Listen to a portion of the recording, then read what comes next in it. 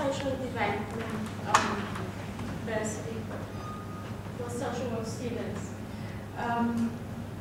So many things has been said that lies very close to my heart, and I would like to share an experience with everybody here. I'm speaking on behalf of students of last year when we entered here as new students at UWC. We felt very honored, even in receiving that scholarship to study.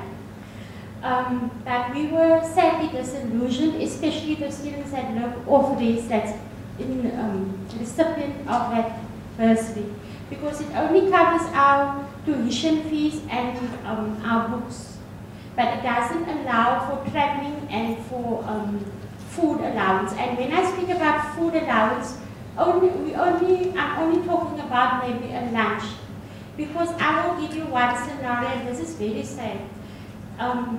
Imagine your fellow student phoning you and asking you, can you cover me for tomorrow in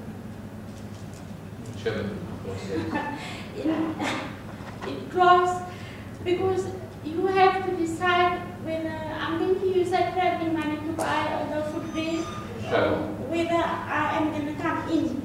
And it should not be happening. That's why when this was started with the donations, I felt very happy, because in a personal capacity, I work in my community with 3 children, where I also raise funds for them. And for me, I was always at grassroots levels where I was exposed to that, but never did I think that it would go over into a place of higher learning, higher education. It should not be happening. It really should not be happening.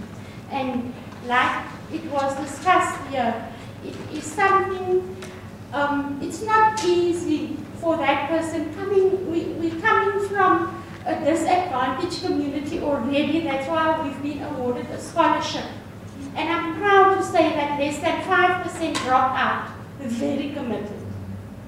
We're very committed, and out of that group, we still that big number. And I'm very proud of them.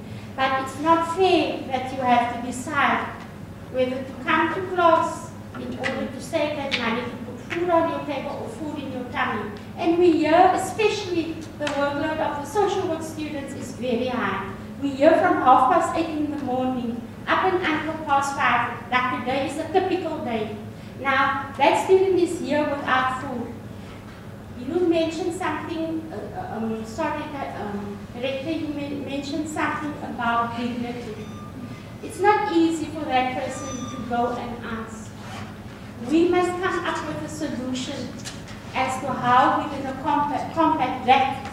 We have the resources now available, and we should go out more for this.